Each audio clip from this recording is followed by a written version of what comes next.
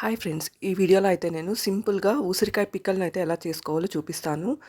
ముందుగా ఆమ్లా అంటే ఉసిరికాయలను తీసుకొని బాగా కడిగేసి ఒక డ్రై క్లాత్ పైన వేసేసి తేమ లేకోకుండా ఆరపెట్టుకోవాలనమాట. ఆ క్లాత్‌తోనే మీరు జస్ట్ అలా రబ్ చేసినా దానిపైన ఉండే తేమ మొత్తం పోతుంది.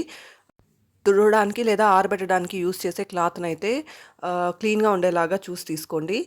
ఇలా ఉసిరికాయలని తేమ లేకోకుండా ఆరబెట్టుకున్నాక వీటిని ఒక పెనం తీసుకొని అందులో కొంచెం ఆయిల్ వేసి కొంచెం సేపు ఫ్రై చేసుకోవాలి. చల్లారనివ్వాలి. చల్లారాక ఒక ప్లాస్టిక్ డబ్బాలో అయితే వేసేసి అందులోకి నిమ్మకాయ రసం వేసుకోవాలి. నిమ్మకాయని కూడా తీసుకుంటే 2 కాంబినేషన్ కూడా చాలా బావుంటుంది. నిమ్మకాయ, ఉసిరి హెల్త్‌కి కూడా చాలా మంచిది. ఉప్పు, పసుపు వేసేసి అలానే ఉంచేసేయాలి.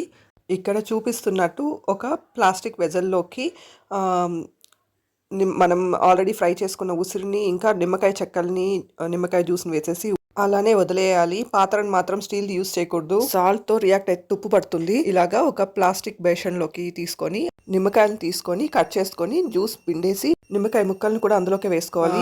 ఉప్పు, పసుపు వేసేసి గుంటూరు కారం యూజ్ చేసామంటే పిక్కల్స్ చాలా బావుంటుందనమాట. కలర్ కూడా గుంటూరు కారం వేసేసి, ఒక పెనం తీసుకొని అందులో కొంచెం ఆయిల్ వేసి, ఆవాలు, ఇంకా ఎండుమిర్చిని కూడా తుంచి వేసుకొని, కొంచెం ఇంగువ వేసుకొని ఫ్రై చేసి, చల్లారనిచ్చి ఇందులో కలిపేసేయాలనమాట. పోపు పెట్టేసి ఇంగువ కూడా వేసుకోవాలి. ఈ పిక్కలైతే ఈజీగా చేసేసుకోవచ్చు. టేస్ట్ కూడా చాలా బావుంటుంది. ఆమ్లా ఇంకా నిమ్మకాయలో సి విటమిన్ అధికంగా ఉంటుంది. ఇమ్యూనిటీని కూడా పెంచుతుంది. హెయిర్‌కి ఇంకా స్కిన్‌కి కూడా చాలా మంచిదనమాట. డైజెషన్ కూడా చాలా మంచిది. కొలెస్ట్రాల్‌ని తగ్గిస్తుంది. బ్లడ్ షుగర్ లెవెల్స్‌ని కూడా తగ్గిస్తుందనమాట. నిమ్మకాయ వల్ల కూడా చాలా బెనిఫిట్స్ అయితే ఉన్నాయి. Thank you for watching my video. Please subscribe.